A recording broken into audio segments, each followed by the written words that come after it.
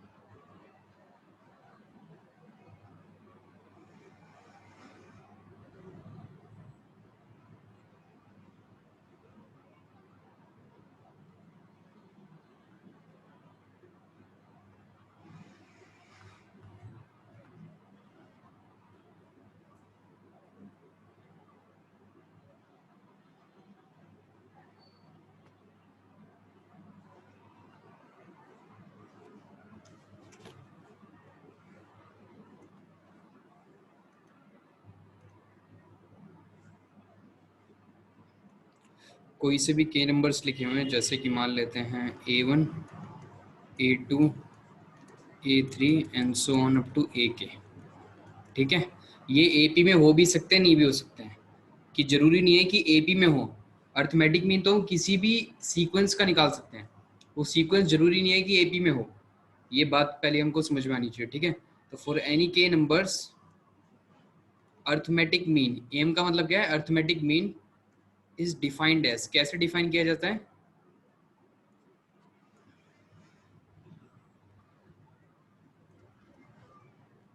M equals to, इसका मतलब क्या है, सारे नंबर्स को जोड़ दो, मतलब बेसिकली उसका सीरीज लिख दो, उस सीक्वेंस का क्या लिख दो, सीरीज लिख दो, और divided by number of terms से डिवाइड कर दो। तो नंबर ऑफ टर्म्स इसमें कितनी है, के। ठीक है, इसको मैं एक और तरीके से लिख सकता हूँ, क्या हो जाएगा, summation I equals to 1 to k ai divided by k। तो ये अर्थमेटिक मीन का फॉर्मूला हम लोगों को ध्यान में रखना है। ठीक है, ये तो हो गया, किसी भी के नंबर्स का निकाल सकते हैं। अगर मैं तुमसे दो नंबर्स का पूछूं कि अर्थमेटिक मीन दो नंबर्स का कितना हो जाएगा, मतलब कि अगर बात कर लेते हैं हम लोग फॉर टू नंबर्स,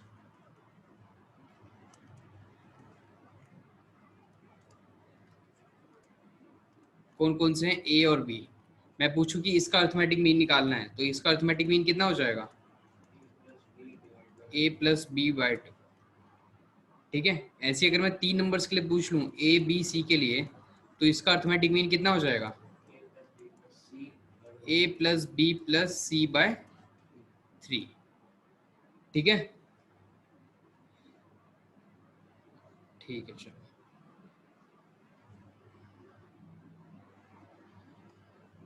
अगर सीक्वेंस ए बी में है, तीन नंबर्स हैं ए बी सी, और ये सीक्वेंस किस में, ए पी में है, तब इसका अर्थमेटिक मीन कितना हो जाएगा, तब भी ये होगा ए प्लस बी प्लस सी बाय 3। ठीक है, अब ए पी में है तो हम लोग को ये पता है कि two B equals to A plus C होता है ना। तो ए प्लस सी की जगह मैं क्या लिख सकता हूँ, टू बी, तो कितना हो जाएगा 3b बाय 3, मतलब कि आंसर कितना आ जाएगा हमारा 3। तो ये बात तुम चाहो तो ध्यान में रख सकते हो। अगर तीन नंबर्स अगर एपी में हैं तो जो बीच वाला जो नंबर होता है वही उन तीनों नंबर्स का अर्थमेटिक मीन होता है। यही तो देखा हमने इस रिजल्ट में, अगर तीन नंबर एपी में है और उन तीनों नंबर्स का अर्थमेटिक मीन निकालने के लिए बोल रहा है तो बीच वाला नंबर ही होगा वो। तीन नंबर्स के लिए बचे। हाँ ठीक है, यहाँ पे लिख देते हैं if A B C are in AP.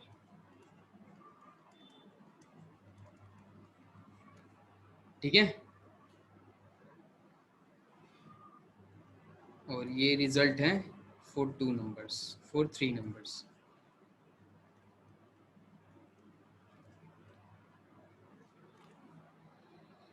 तो बस अर्थमेटिक मीन टॉपिक में बस इतना सा ही है।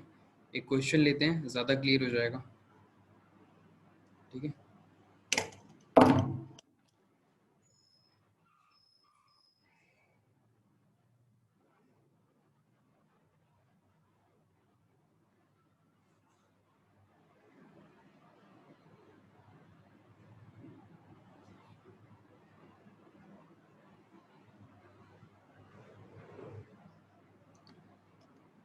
अब ये जो मैं क्वेश्चन लिख रहा हूँ ना, ये 10th क्लास के बोर्ड में आ चुका है। ठीक है, मुझे ईयर ध्यान में नहीं है कौन सा है, लेकिन ये आज से 8-9 साल पहले आया था।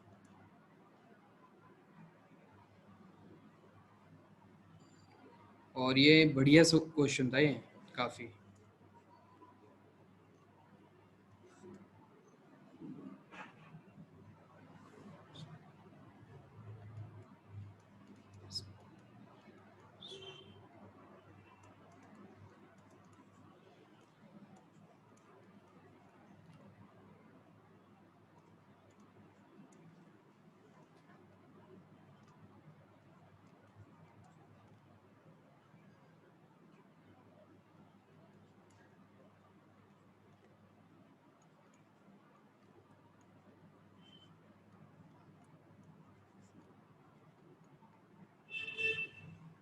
सॉल्व करो,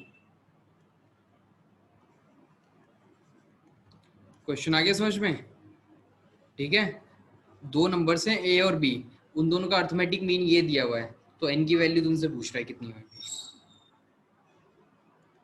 सॉल्व करो।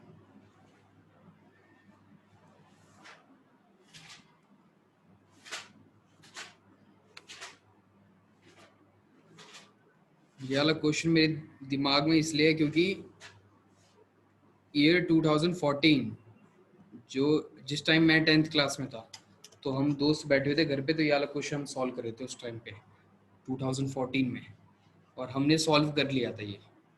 हम दो तीन दोस्त मिलके बैठे हुए थे, हमने सॉल्व कर लिया था ये। तो तुमसे भी सॉल्व हो जाना चाहिए।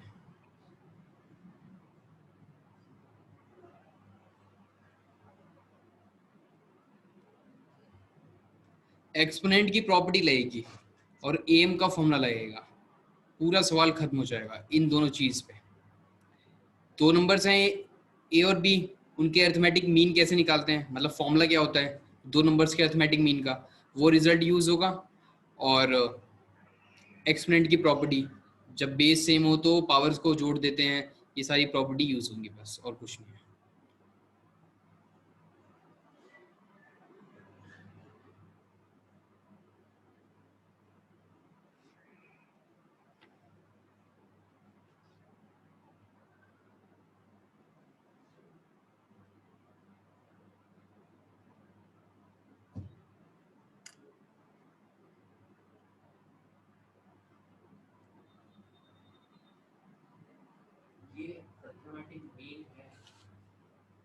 हाँ,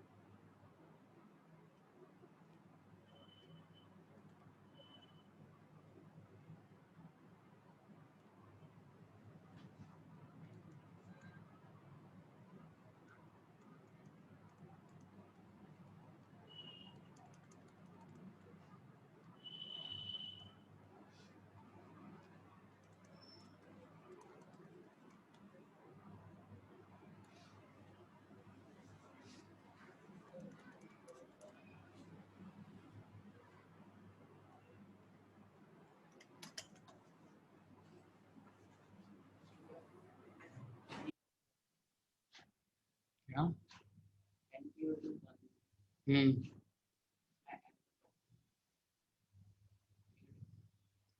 एन नहीं कटेगा। सॉल्व कर सकते हो तुम लोग, इसलिए सवाल दिया गया है।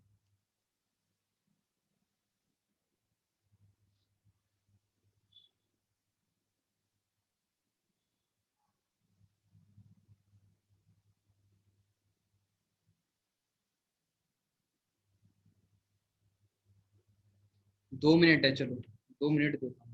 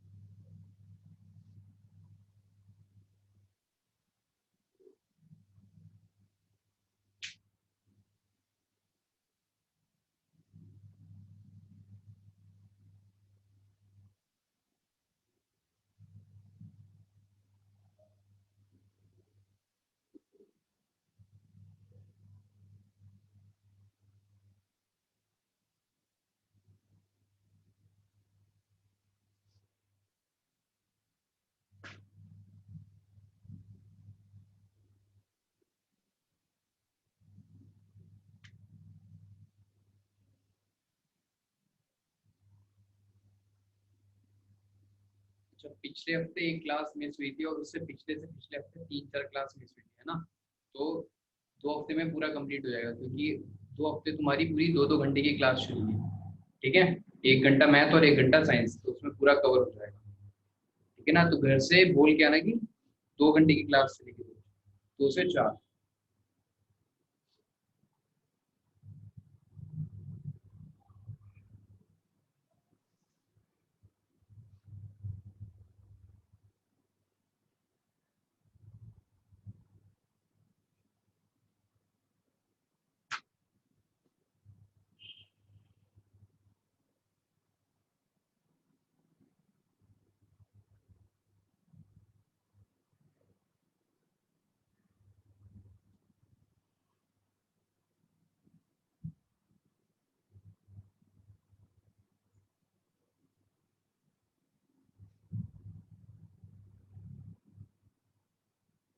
नहीं हुआ?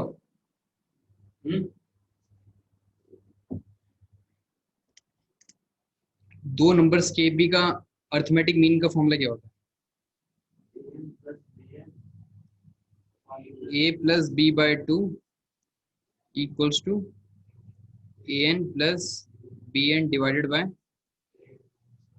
an-1 plus bn-1। अब क्या काम करेंगे? Cross multiply. और क्या करेंगे? हम्म। पावर 1 कर देंगे, मतलब जोड़ दूं मैं? फिर ऐसे कर दूं? ये ठीक है? मतलब कि a² + b² बराबर होता है a+b के होल स्क्वायर के। अगर ये बोलना ठीक है तो ये भी तो बोलना ठीक है कि a² + b² बराबर होता है a+b के होल स्क्वायर के। क्या ऐसा होता है? नहीं होता ना? कहाँ पे, कहाँ पे? हाँ, यहाँ पे नहीं। 2 नंबर्स दे रखे हैं ए और बी, इनका अर्थमेटिक मीन क्या होता है? a+b/2। और वो सवाल में हमें दे रखा है, तो दोनों को इक्वल कर दिया मैंने। अभी तो कुछ किया ही नहीं है मैंने, है ना? अब क्या करेंगे? Cross multiply. तो क्या आ जाएगा? a+b multiplied by A N minus one plus B N minus one equals to two A N plus two B N. Clear है इतना? अब क्या आ जाएगा, A N plus A times B N minus one plus B times A N minus one plus B N equals to two times of A N plus two times of B N. ये भी clear होना चाहिए।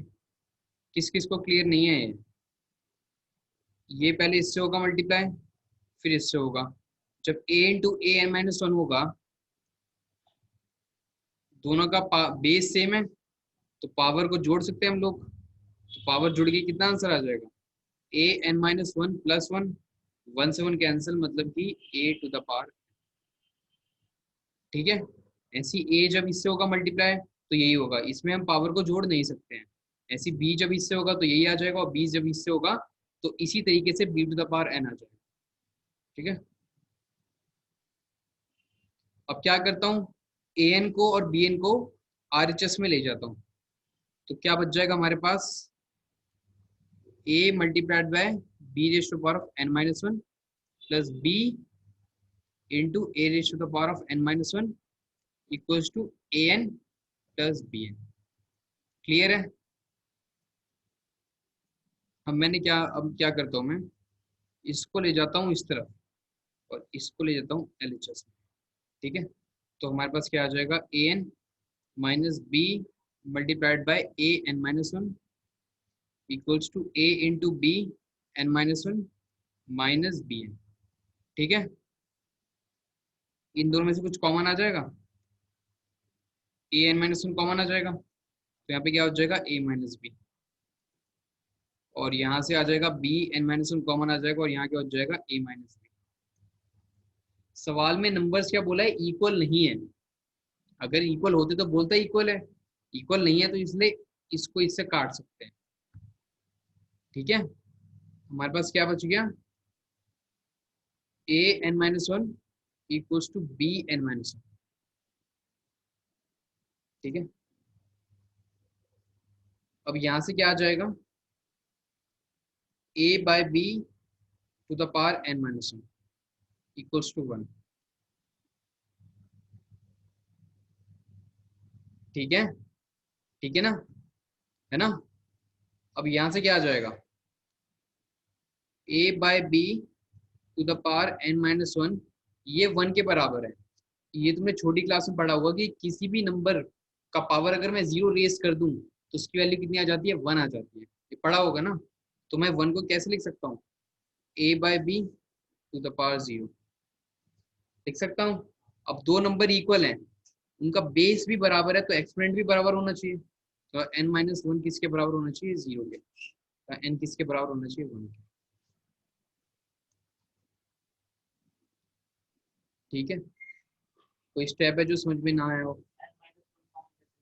यहाँ से यहाँ से इस वाले स्टेप में कैसे पहुंचे, इन दोनों में से कैसे कॉमन लिया, है ना? ये लिखा हुआ है A to the power N minus B into A to the power N minus one. ठीक है, इन दोनों में से ए का छोटा नंबर कौन सा है, A to the power N छोटा है कि A to the power N minus one छोटा है? A to the power N minus one छोटा है, तो छोटा नंबर निकलेगा बाहर। इसको मैं कैसे लिख सकता हूँ, A into A to the power N minus one लिख सकता हूँ ना?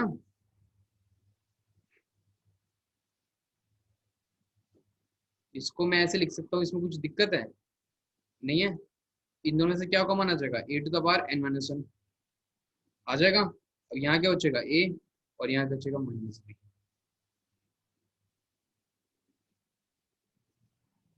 ठीक है, कोई सा स्टेप है जो ना आया हो समझ में? आगे ना सब कुछ।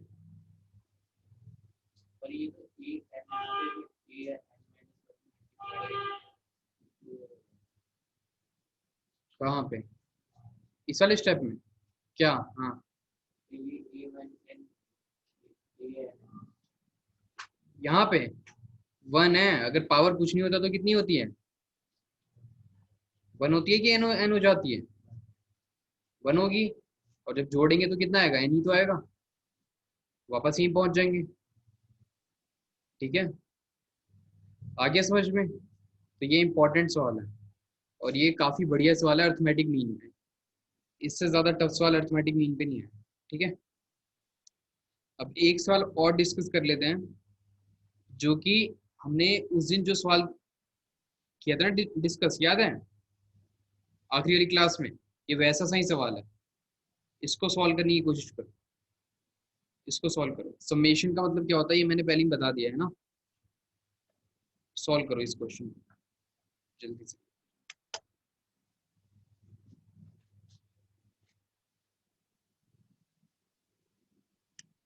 ये 9 लिखा हुआ है, ठीक है, यहाँ पे इंडेक्स में सब्सक्रिप्ट में 9 लिखा हुआ है।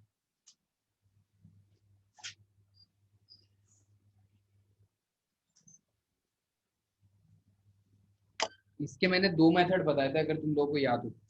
ठीक है, एक तो मैंने बताया था जिस तरीके से तुम्हें एग्जाम में सॉल्व करना है, और एक दूसरा मेथड मैंने बताया था जो कि मैंने एपी की प्रॉपर्टी यूज करी थी मैंने। ठीक है, तो ये सवाल तुम लोगों से मैं उम्मीद करता हूँ होना चाहिए, अगर घर जाके रिवाइज किया है पूरा। क्या नहीं?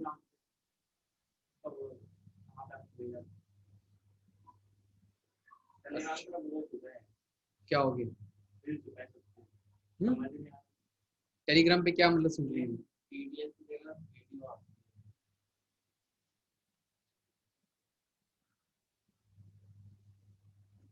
आखिरी क्लास हमारी हुई थी फ्राइडे को। फ्राइडे को क्या मैंने कुछ अपलोड नहीं किया था इस पे?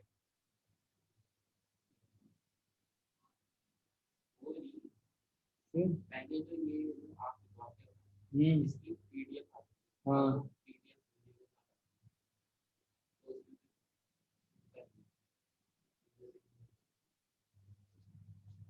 क्या दिक्कत है? वो रोज नहीं होता होगा, लेकिन किसी किसी दिन होता होगा, जैसे कि ये इस वाली फॉर्म में आ रहा है ना, तो स्लाइड के फॉर्म में आ रहा है, कोई बात नहीं। नोट्स कैसे फॉर्म में आ रहे हैं? स्लाइड के फॉर्म में आ रहे हैं। देख लो स्लाइड के फॉर्म में। मेरा मेथड 2 जो डिस्कस किया हुआ है यहाँ पे। तो वीडियो आएगी, वीडियो तो आखिरी में होगी। मेरी वीडियो आखिरी में इसी की। बस इसमें पीडीएफ के फॉर्म में नहीं है, फोटोज के फॉर्म में है। पीडीएफ में क्या होता है, सारी मर्ज हो जाती है, एक साथ आ जाती है। इसमें फोटोज हैं बस, और क्या है। वो सेव किसी दिन जो है पीडीएफ के फॉर्म में सेव नहीं हो पाता, इसलिए फोटोज के फॉर्म में आ जाती है। जिस दिन पीडीएफ के फॉर्म में सेव होगा उस दिन तो पीडीएफ के फॉर्म में ही आएगा।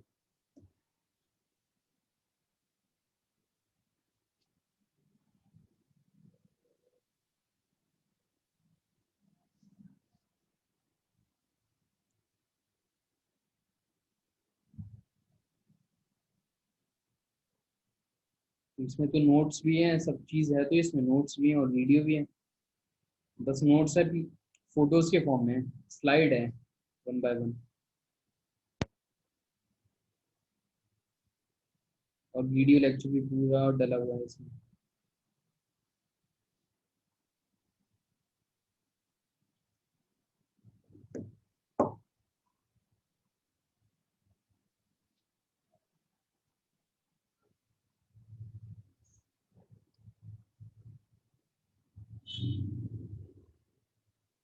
आज ये चैप्टर हमारा कंप्लीट हो गया है। 2 दिन अब इसके लगातार सवाल करने हैं।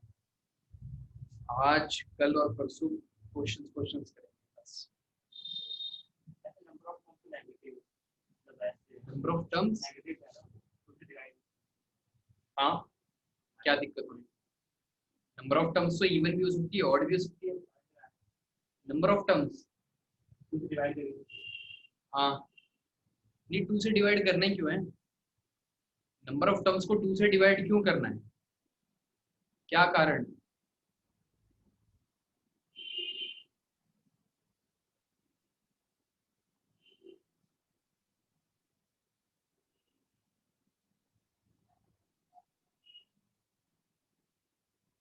पहले क्या निकालना है वो लिखो। एबी में दे रखा है, उसका यूज करो, सवाल सॉल्व हो जाएगा। एपी का तो बस इसमें यही है कि फॉर्मूला लगेगा और एपी में है उस प्रॉपर्टी का यूज होगा। वो प्रॉपर्टी के बिना यूज के भी सवाल ये सॉल्व हो जाएगा। बाकी तो इसमें फिर pair of linear equation two variable का सवाल बन जाएगा, जो कॉन्सेप्ट है मतलब।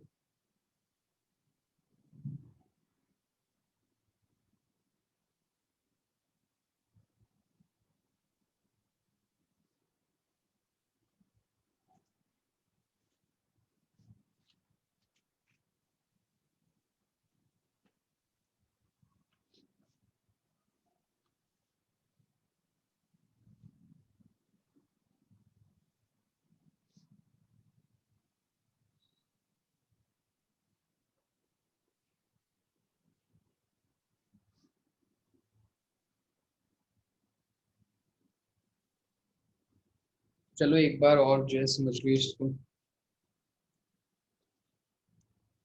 मेथड वन को समझ लो।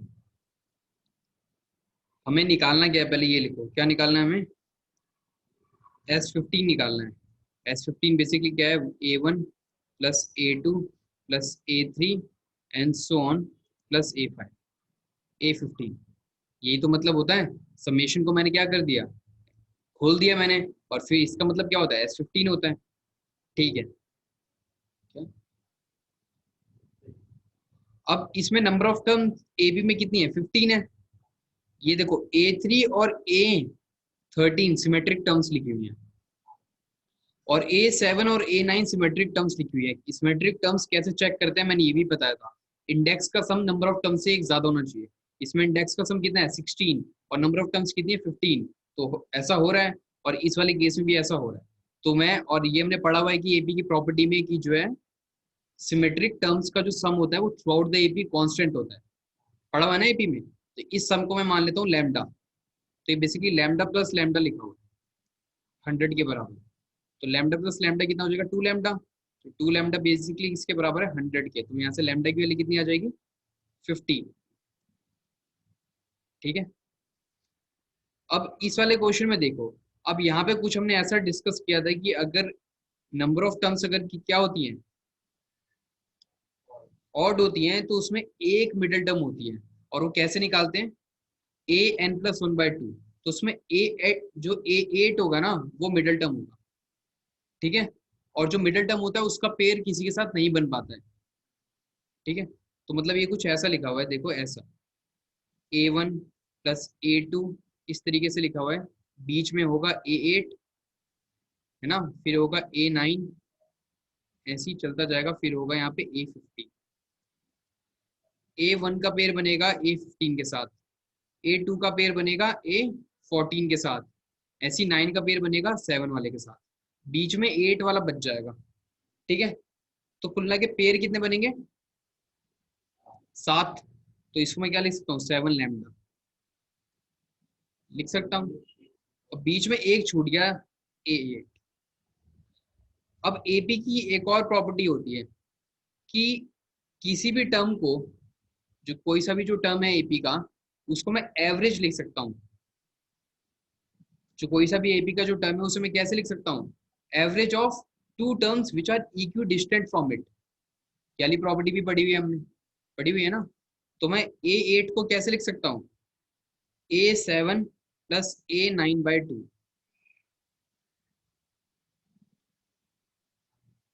ठीक है, प्रॉपर्टी का यूज करके जो एपी का जो कोई सा भी जो टर्म है उसको मैं कैसे लिख सकता हूँ, sum of two terms which are equidistant from it, उनका एवरेज। तो A8 से एक डिस्टेंस में पीछे गया, कौन सा टर्म मिलेगा, A7। एक डिस्टेंस में आगे गया, कौन सा टर्म मिलेगा, A9। इन दोनों का एवरेज मैंने ले लिया। अब A7+A9 बेसिकली क्या है, लैम्डा, है ना। तो ये क्या लिखा गया, 7 लैम्डा+लैम्डा/2।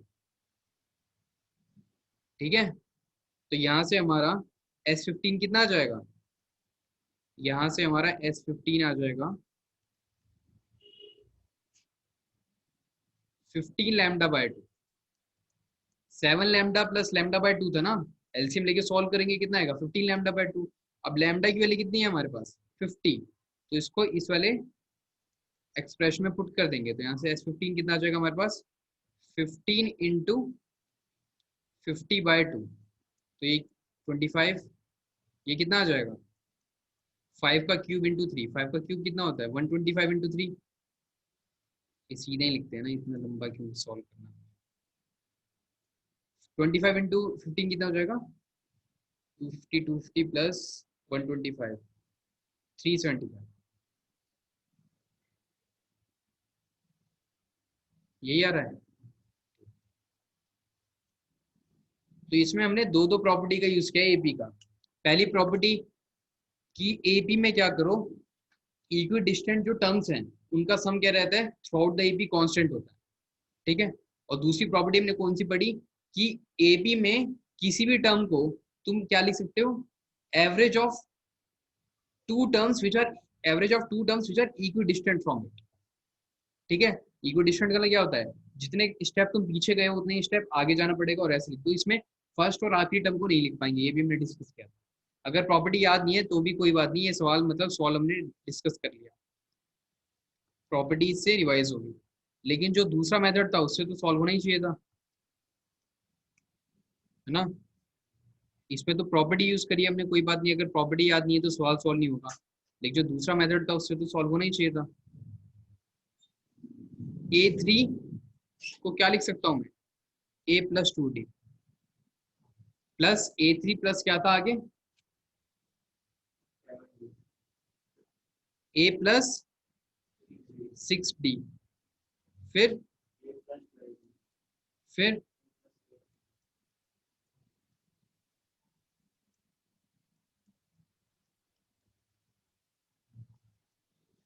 इसको सिंप्लीफाई करो कितना आ जाएगा, 4A+28D। ठीक है। 8 20 28, 4 कॉमन निकाल लेते हैं इसमें से, तो कितना आ जाएगा, A+7D = 5। 4 कॉमन निकाल लिया और दोनों तरफ मैंने डिवाइड कर दिया 4 से। ये बन गई हमारी फर्स्ट इक्वेशन। हमें क्या निकालना था, S15 निकालना था। S15 क्या होगा, सम ऑफ एन टर्म्स का फॉर्मूला लगाते हैं यहाँ पे, 15/2 n/2 into 2a plus n-1d। n कितना है 15, 14d। जैसे कितना आ जाएगा, 15/2 इंटू 2 कॉमन निकालिए यहाँ से, कितना आ जाएगा A+7D, और 2 से 2 को मैंने काट दिया, तो हमारे पास आंसर कितना आ जाएगा, 15 इंटू,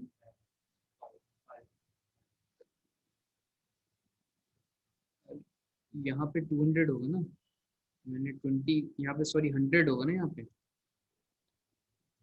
और 100 को जब 4 से डिवाइड करेंगे तो 25 आएगा। 25 आएगा, और यहाँ पे पुट करेंगे तो 15 इंटू 25, ये भी आंसर 375। तो दोनों मेथड से हमारा आंसर क्या आया, सेम है। लेकिन मेथड कौन सा हमें दिमाग में रखना है, एग्जाम में कैसे सॉल्व करना है, 2 मेथड से, सेकंड मेथड से। ठीक है। और ये सवाल हमने बहुत डिटेल में डिस्कस किया था हमने फ्राइडे को, याद है, कुछ ऐसा बोला था कि मतलब यहाँ पे जो आया, एक इक्वेशन है, दो वेरिएबल है, और हमें क्या निकालना है, कुछ ऐसा निकालना है S15। जो S15 होगा वो भी रिड्यूस जाएगा किसके फॉर्म में, ए और डी के फॉर्म में हो जाएगा। लेकिन यहाँ पे दो इक्वेशन ही है, तो मतलब जो सवाल सॉल्व होगा वो ए और डी को इंडिविजुअली सॉल्व करके सॉल्व नहीं होगा। वो कैसे सॉल्व होगा, ये जो S15 का जो एक्सप्रेशन आएगा वो A+7D का मल्टीपल बन जाएगा। बन गया आखिर में, क्या बन गया, 15 टाइम्स A+7D हो गया, और A+7D की वैल्यू पता है, हमने इसमें पुट कर दिया, तुम्हारा आंसर आ गया। ठीक है, ये हमने एक और क्वेश्चन इस टाइप का, वो होमवर्क दे दूंगा मैं, ठीक है। आज के दिन का एक क्वेश्चन और डिस्कस करते हैं। अब तो क्वेश्चन ही क्वेश्चन से, अब जो भी कॉन्सेप्ट पढ़ना होगा वो क्वेश्चन से पढ़ेंगे हम लोग। और इसमें बता दूं कि इसमें जो सवाल आएगा वो मतलब प्रोसीजरल सवाल होगा। प्रोसीजरल सवाल बोलने का मतलब क्या है, कि तुम्हें पता होगा कैसे सॉल्व करना है। इस चैप्टर में जो क्वेश्चन आएगा ऐसा ज्योमेट्री में नहीं होगा। जो ट्राइंगल्स हो गए, आगे चल के हम ट्राइंगल्स पढ़ेंगे, ट्रिग्नोमेट्री पढ़ेंगे, उसमें ऐसा नहीं होगा। उसमें पता नहीं लगेगा सवाल को सॉल्व कैसे करना है। तो उसमें ऐसा भी हो सकता है एक सवाल में 2-3 मेथड लगाने पड़ जाए, इसको लगाया काम नहीं किया काटा, इसको लगाया काम नहीं किया काटा, ऐसे इसको लगाया, ऐसा हो सकता है। ठीक है। लेकिन यहाँ पे अगर ज्यादा नंबर ऑफ क्वेश्चंस अगर सॉल्व कर लोगे तो यहाँ पे तुम्हें जो है आइडिया दिख जाएगा सवाल देखते ही कि कौन सा मेथड लगाना है, कैसे सॉल्व करना है। थोड़ी सी प्रैक्टिस चाहिए बस।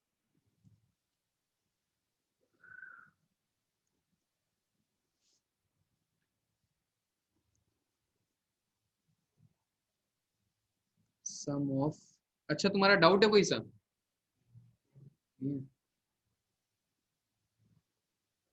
सम of the first P Q and R terms of an AP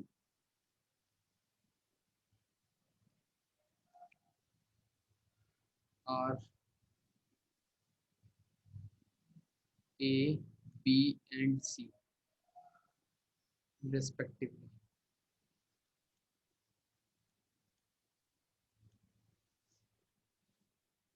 Prove that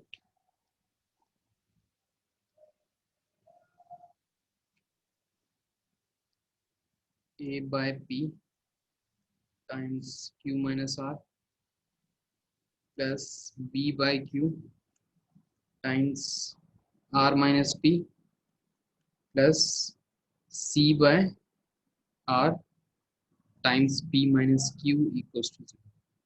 अब देखो जो सवाल आएगा ना, बढ़िया सा क्वेश्चन आएगा, उसमें कोई सा नंबर्स नहीं होगा। तुम्हें नंबर्स की आदत पड़ी है तो उस आदत को छोड़ो।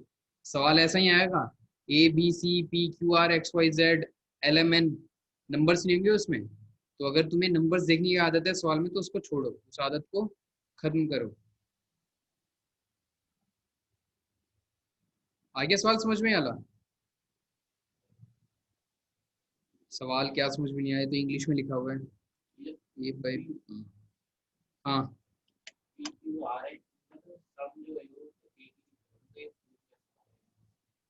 एक कैसे निकलेगा? बोल रहा है कि पहले पी टर्म्स का सम ए है, पहले क्यू टर्म्स का सम बी है, पहले आर टर्म्स का सम सी है। तो प्रूफ करो जो A B C P Q R में जो ये इक्वेशन दी है ना, इसको प्रूफ करो कि ये इक्वेशन ट्रू होगी।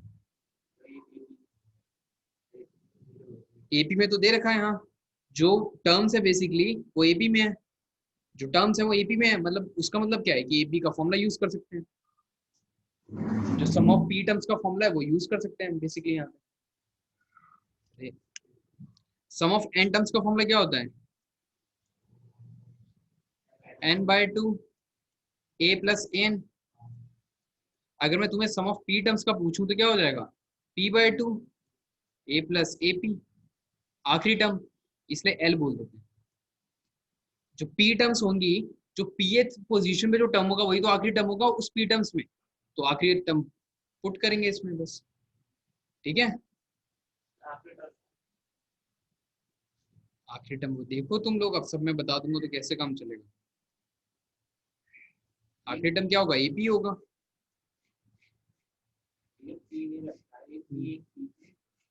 पी, पी सीक्वेंस नहीं है, पी नंबर ऑफ टर्म्स हैं। क्या लिखा हुआ है? Sum of the first P Q R terms, तो मतलब पी क्या है? नंबर ऑफ टर्म्स हैं। नंबर ऑफ टर्म्स है इसलिए तो बोल रहा है first P terms. First P terms का मतलब क्या है? पी नंबर ऑफ टर्म्स है, और नंबर ऑफ टर्म्स में क्या बताता है? पोजीशन भी बताता है आखिरी टर्म की।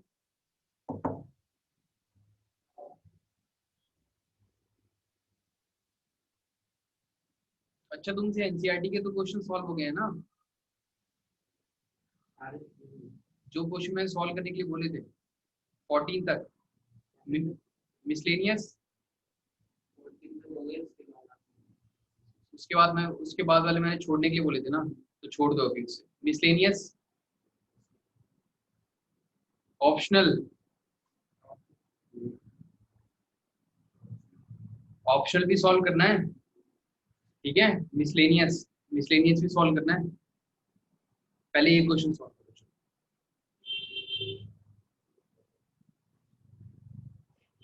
ये प्रोसीजरल सवाल है, इसमें तुम लोगों को पता है क्या करना है। अगर मिस्टेक करोगे तो कैलकुलेशन में करोगे, इसलिए इस क्वेश्चन को हम लोग आसान कैटेगरी में पुट करेंगे। तो जो हमारा फाइनल जो पेपर आएगा इस क्वेश्चन को आसान बोलेंगे।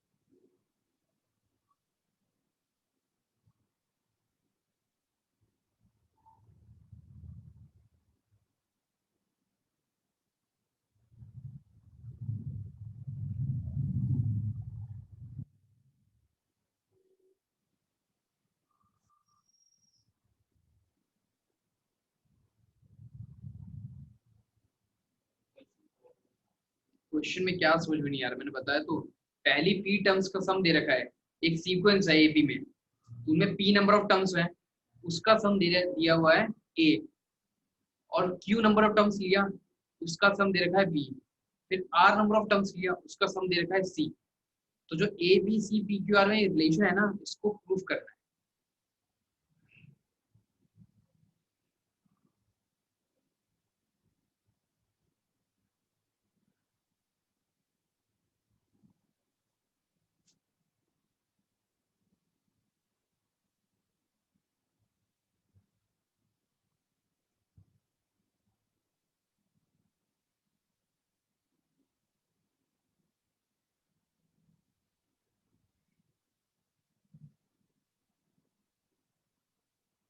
चलो सीक्वेंस है, सीक्वेंस में क्या दो चीज पता हो तो मतलब सीक्वेंस तुम जनरेट कर सकते हो, फर्स्ट टर्म और कॉमन डिफरेंस। तो इसमें हमें नहीं पता है, तो फर्स्ट टर्म को हम लोग मान लेते हैं अल्फा, अननोन कुछ भी, और कॉमन डिफरेंस को मान लेते हैं beta.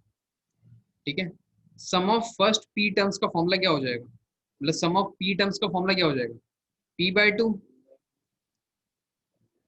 To A, two alpha plus P minus one D, मतलब बीटा। ठीक है, एस पी कितना है, ए के बराबर है, तो यहां से मैं क्या लिख सकता हूँ, two A equals to P times two alpha plus P minus one into beta. ठीक है, इसको मान लो फर्स्ट कंडीशन। अगली कंडीशन बताओ, S Q equals to Q by two, two alpha plus Q minus one into beta. ये तो समझ में आ रहा है ना, तो यहाँ से कितना आ जाएगा, एस क्यू कितना है बी, यहाँ से कितना आ जाएगा, two B equals to Q, two alpha plus Q minus one into beta. ये मान लो सेकंड इक्वेशन। अगली बोलो, S R equals to R by two into two alpha plus R minus one into beta. तो यहाँ से क्या आ जाएगा हमारे पास, two C equals to R two alpha plus R minus one into beta. ठीक है ना, अल्फा बीटा माना, ये हमारा क्या है, फर्स्ट टर्म, लिख भी देते हैं यहाँ पे, फर्स्ट टर्म, और ये हमारा क्या है, कॉमन डिफरेंस। ठीक है, अब देखो जो हमें प्रूफ करना है उसमें अल्फा और बीटा तो नहीं है। ठीक है, नाइन्थ क्लास में एक मैंने बात बोली थी, एक बार फिर से मैं बोल देता हूँ, रिपीट कर देता हूँ। दो वेरिएबल है तो हमें दो इक्वेशन चाहिए होती है सॉल्व करने के लिए, दो वेरिएबल है तो हमें तीन इक्वेशन चाहिए होंगी एलिमिनेट करने के लिए। दो वेरिएबल है तो दो इक्वेशन चाहिए सॉल्व करने के लिए, सॉल्व करने का मतलब क्या होता है, उन वेरिएबल की वैल्यू निकाल दो। लेकिन दो वेरिएबल है तो उन्हें एलिमिनेट करने के लिए तीन इक्वेशन चाहिए होती है। एलिमिनेट का मतलब क्या होता है, ऐसा एक्सप्रेशन जनरेट करो जिसमें वो दो वेरिएबल हो ही ना। हाँ, मतलब कि उन वो जो अल्फा बीटा है ना, जैसे कि मतलब दो वेरिएबल मान लेते हैं एक्स वाई है, उसको हमें एलिमिनेट करना है, तो एक्स और वाई के बीच में तीन इक्वेशन में पता होनी चाहिए। उन तीनों इक्वेशन को क्या करेंगे, उन तीनों को हम एलिमिनेट कर सकते हैं उसमें से, मतलब एक ऐसा एक्सप्रेशन निकाल सकते हैं जिसमें एक्स और वाई होगा ही नहीं। और जो ऐसा एक्सप्रेशन आएगा ना जिसमें वेरिएबल ना हो, उसे हम लोग बोलते हैं एलिमिनेंट। उसे क्या बोलते हैं, एलिमिनेंट।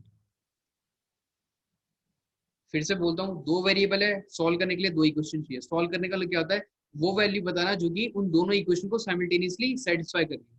और दो वेरिएबल है तो तीन इक्वेशन चाहिए उन्हें एलिमिनेट करने के लिए। एलिमिनेट करने का मतलब क्या होता है, ऐसा एक्सप्रेशन जनरेट कर दो जिसमें वो वेरिएबल ना हो, और जो ऐसा एक्सप्रेशन आएगा जिसमें वो वेरिएबल ना हो उसे बोलते हैं एलिमिनेंट।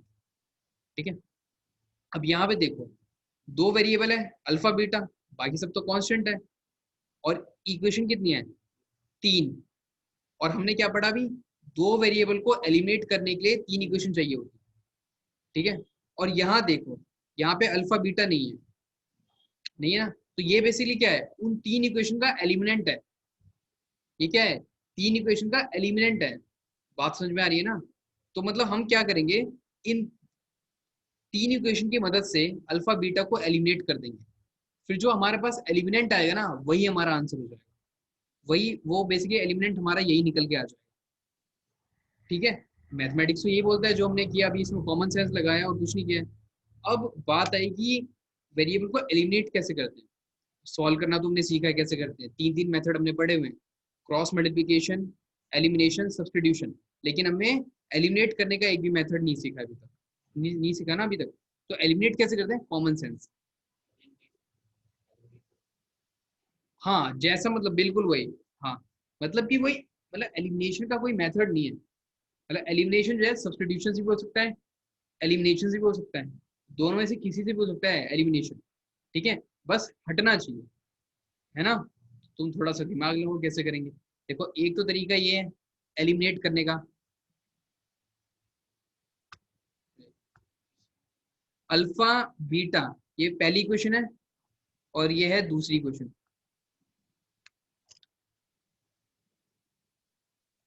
हाँ, क्या करो, पहली और दूसरी क्वेश्चन को सॉल्व करके अल्फा बीटा निकालो, हो जाएगा ना। क्योंकि ये दोनों इक्वेशन क्या है, pair of linear equation, 2 variable है, मेथड हमने पढ़े हुए हैं।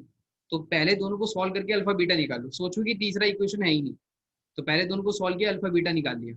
फिर क्या करो, तीसरी इक्वेशन में अल्फा बीटा को पुट कर दो, तीसरी इक्वेशन में क्या कर दो, अल्फा बीटा को पुट कर दो, तो हमारे पास क्या आ जाएगा, ऐसा एक्सप्रेशन जनरेट हो जाएगा जिसमें अल्फा बीटा नहीं होगा, और वही हमारा एलिमेंट होगा, और वही हमारे इस क्वेश्चन का आंसर होगा। ये तो तरीका बताया मैंने, एलिमिनेट करने का एक तरीका बताया, है ना। और भी हो सकता है,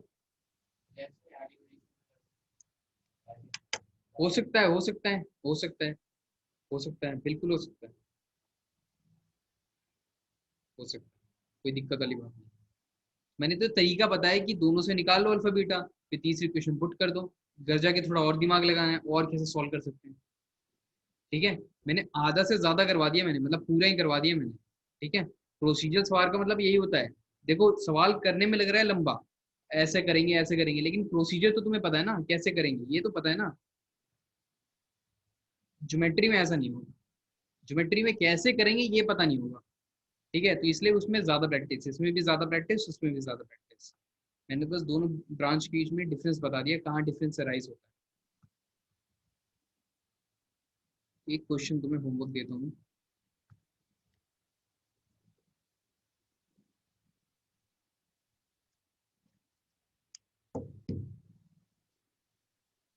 ये जो, ये देखो मैंने अभी जो 2-3 क्वेश्चन करवाए अभी, ठीक है। मतलब कि मैं जो क्वेश्चन मैं करवाता हूँ ना, वो मतलब ऐसा समझो वो टॉप लेवल का क्वेश्चन है, मतलब काफी बढ़िया सवाल है वो, ठीक है।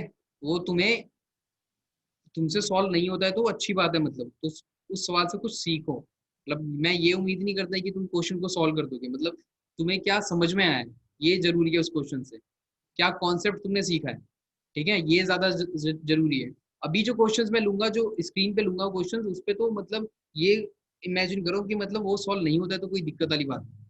एनसीईआरटी के क्वेश्चन सॉल्व होने चाहिए, ये है, ये सवाल समझ में आना चाहिए, जैसे मैंने सॉल्व किया वैसे समझ में आना चाहिए। और घर जाके ये भी देखो कि तुम्हें आ रहा है कि नहीं आ रहा समझ में, और फिर अपने आप 2-3 बार सॉल्व करो, और जो मैंने समझाया ना उसमें कॉन्सेप्ट जो मैंने समझाया वो समझने की कोशिश करो बस, और ज्यादा कुछ नहीं करना, ठीक है।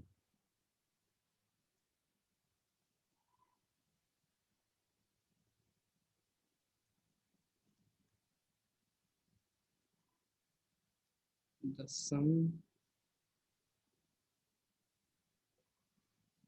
Of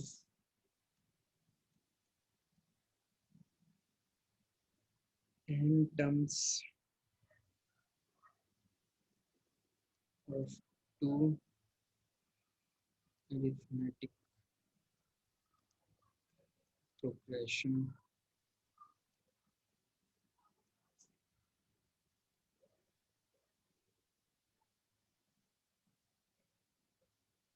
are in the ratio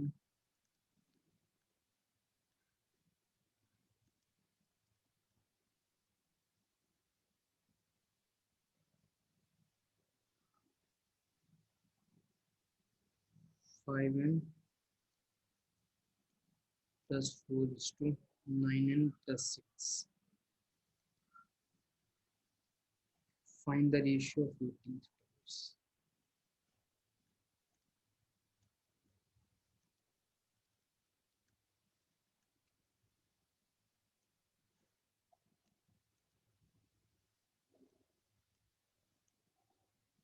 ठीक है, इस वाले क्वेश्चन का मैं मतलब समझा देता हूँ क्या है, क्या सॉल्व करना है। इस वाले सवाल में क्या करना है कि दो एपी हैं, उनके एन टर्म्स का सम का रेशियो दिया हुआ है 5n plus 4 is to 9n plus 6। हमसे उनके 18th टर्म का रेशियो पूछ रहा है। सवाल क्लियर है, मतलब आ गया समझ में, नहीं है समझ में तने?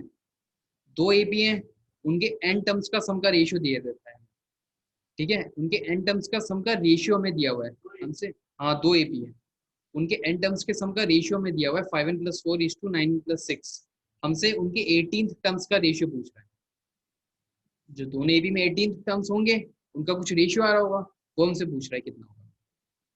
अभी तो मैं सवाल का मतलब समझा रहा हूँ क्योंकि अभी हमने ये चैप्टर शुरू किया है, बाद में मतलब जो है एग्जाम में जब आएगा तो मतलब खुद समझना होगा वहाँ पे। ठीक है, तो इस क्वेश्चन को ट्राई करना है, अभी नहीं करना, घर पे ट्राई करना है। तो इसको क्लोज कर देते हैं और क्लास यहीं पे समाप्त करते हैं।